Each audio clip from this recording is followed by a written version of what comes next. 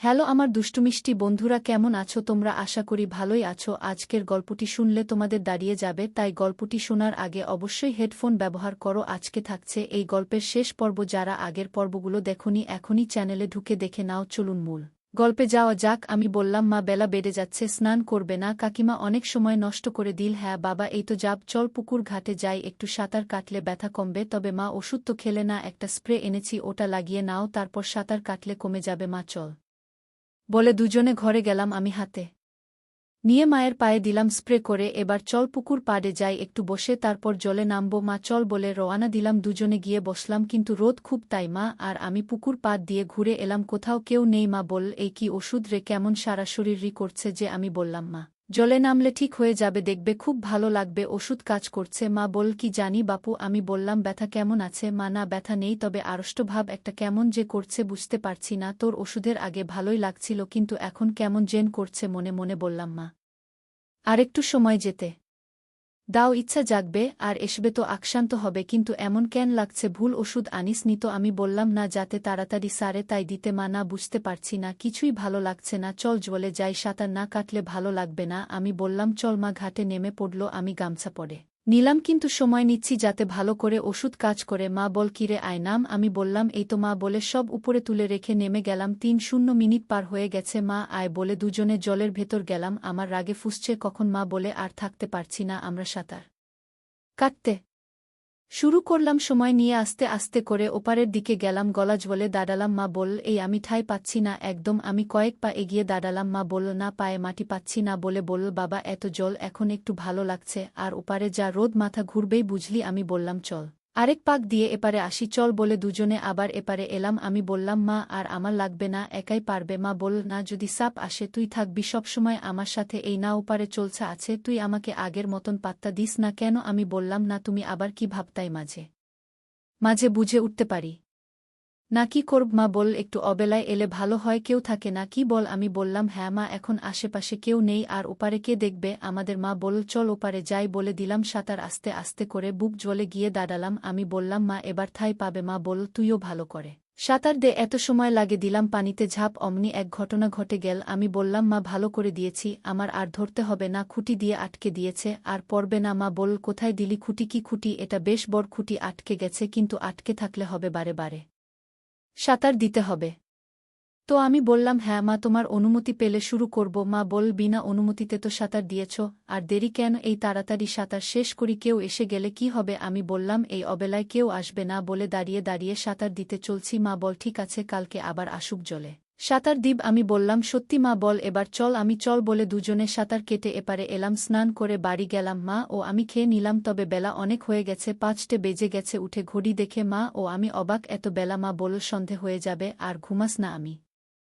বললাম, না না, এবেলায় ঘুমানো যাবে না, বলে বাইরে দাঁড়িয়ে কথা বলছি। এমন সময় আরেক কাকিমা এলেন। কাকিমা আসতে আমি বেরিয়ে গেলাম, ঘুরতে ফিরলাম। রাত ৯:০০টা নাগাদ দেখি মা দুজনকে নিয়ে গল্প করছে। আমাকে দেখেই তোর জন্য অপেক্ষা করছিলাম। বাবা, যাক, ভালোই হয়েছে চাকরি পেয়েছিস, এবার মায়ের দিকে খেয়াল রাখিস, তোকে পড়াশোনা করাতে তোর মায়ের অনেক কষ্ট করতে হয়েছে। বাবা, মাকে কষ্ট দিস না যেন। আমি বললাম, কি যে বল কাকিমা, মাকে কেন কষ্ট দেব? কাকিমা বল, না তা বলিনি, তোর মায়ের জোরেই তোর লেখাপড়া হয়েছে, নিজে না জানলেও তোকে পড়িয়েছে। আমি বললাম, মায়ের অবদান আমি কোনোদিন অস্বীকার করতে পারব না। কাকিমা বলল, এই তো আসল ছেলের মতন কথা বলছিস, বিয়ে করে মাকে ভুলে যাস না যে? না। আবার আমি বললাম, বিয়ে আবার মা আর আমি ভালো আছি, মাঝখানে ঝামেলা এনে লাভ আছে? মা বলল, আরে ওর কথা বাদ দাও তো, তোমরা ভালো মেয়ের খোঁজ নেবে, পেলে আমাকে বলবে। আমি বললাম, মা দাঁড়াও, অত ব্যস্ত কেন? আমার মা, ছেলে আর বাবা ফিরে আসলে কদিন একটু ভালোভাবে থাকি, তারপর ভাবা যাবে। কাকিমা বল, হ্যাঁ গো দিদি, যাক না, আর কিছুদিন, তারপর না হয়? আমি বললাম, মা আমাকে এখন যা ভালোবাসে, পরের মেয়ে আসলে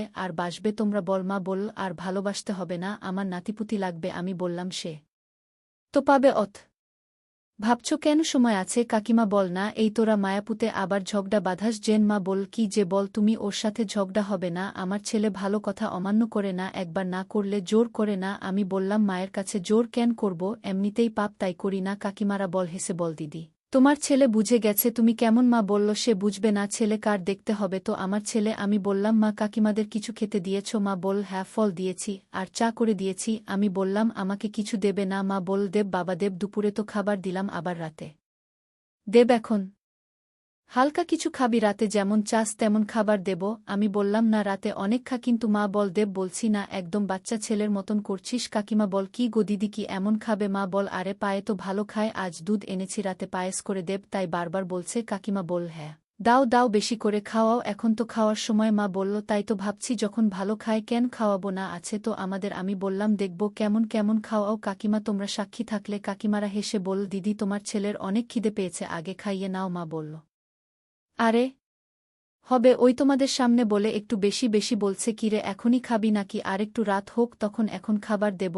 আমি বললাম আচ্ছা আচ্ছা ঠিক আছে, তবে কি অপেক্ষা করি? মা বল লকডাউন বলে কাকিমারা রয়েছে, না হলে চলে যেত না। কার কি কাজ আছে বল, তাই আমরা সময় কাটাচ্ছি। কাকিমারা দিনরাত ঘুমিয়ে ঘুমিয়ে কাটায়, বাবা রান্না ছাড়া কোনো কাজ নেই। আমি বললাম কর না তোমরা গল্প, আমি কি বারণ করেছি? তবে আমি আরেকটু ঘুরে আসি, ওই ছাত্রর বাড়ি থেকে অনেক দিন যাই না। মা বল যা ঘুরে আয়। আমি ওকে মা বলে আবার গেলাম, মনে মনে রাগ হচ্ছিল কাকিমারা কখন যাবে বলে গেলাম ছাত্রের বাড়ি। ওখানে বসে খোঁজখবর নিয়ে চা খেয়ে বাড়ি ফিরলাম 1:30টায়। মা বল এত দেরি করলি? আমি বললাম তোমরা গল্প করছো তাই দেরি করে এলাম। ওই ছাত্রদের বাড়ি গিয়েছিলাম। মা একটু রেগে গিয়ে কেন? ওর মা ও দিদি একটুও ভালো না, আর যাবি না এবং পড়াতেও হবে না। আমি বললাম না নাকি ভাবলে তুমি, আমি যা চেয়েছি পেয়ে গেছি, আর কিছু চাই না। মা মিষ্কি হেসে আমাকে খেতে দিল প্রোটিনযুক্ত খাবার, দুজনে মিলে খেলাম। আমি বললাম বাবা তো আজ ফোন করলো না? মা বল করেছিল, বলেছে তুই ফিরলে ফোন করতে। আমি বললাম তুমি গুছিয়ে চল ঘরে, আমি ফোন করব বলে মায়ের জন্য অপেক্ষা করলাম। মা হয়েছে চল বলে দুজনে ঘরে এলাম। আমি মায়ের দিকে তাকাতে লাগলাম। মা বল কি অমন করে কি দেখছিস? আমি বললাম আমার সুন্দরী মাকে দেখছি। মা বল দুষ্ট কোথাকার, এখন ঘুমা যা। আমি বললাম তা তো করবই, কিন্তু তার আগে আমার সজাগ প্রবেশ করিয়ে তবেই সুখ নিদ্রা যাব। মা বল কি কাব্যিক ভাষা, আমার বোঝার ক্ষমতা নেই। বাবা তোর বাবাকে ফোন কর। আমি বললাম না মা, আমি খুঁটি প্রতিস্থাপন করে তবেই সুখে সুখে বাবার সাথে ফোন আলাপ করিব। মা খিলখিল করে হাসতে হাসতে বল কি ভাষা রে বাবা? আমি বললাম মা হাসছ কেন? মা বল রাত অনেক হলো, আর তুই যে সুন্দর কথা বলছিস না, হেসে উপায় আছে?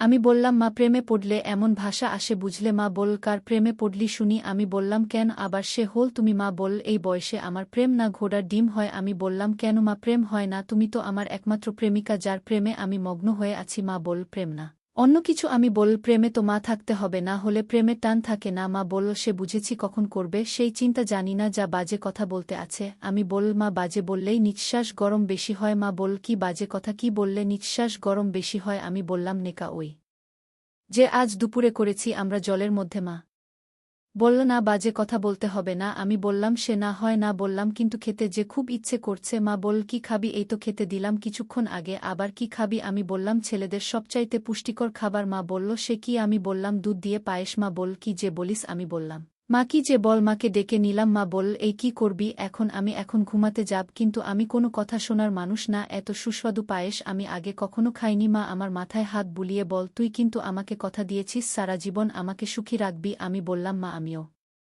সুখী থাকতে চাই, যা এত সুখের আগে আমরা কোনোদিন পাইনি। এরপর আমরা দুজনে আরও কিছুক্ষণ গল্প করলাম। আমি বললাম মা একটা কাজ ভুল হয়ে গেল। মা বল কি কাজ? আমি বললাম বাবার সাথে কথা বলা হলো না। মা বল কালকে বলিস, আজ অনেক রাত হয়ে গেল না? আমি বললাম হুম। এরপর আমরা ঘুমিয়ে পড়লাম। বন্ধুরা আজকের মতো এখানেই শেষ করলাম, দেখা হবে পরের ভিডিওতে। সবাই ভালো থাকুন, ধন্যবাদ।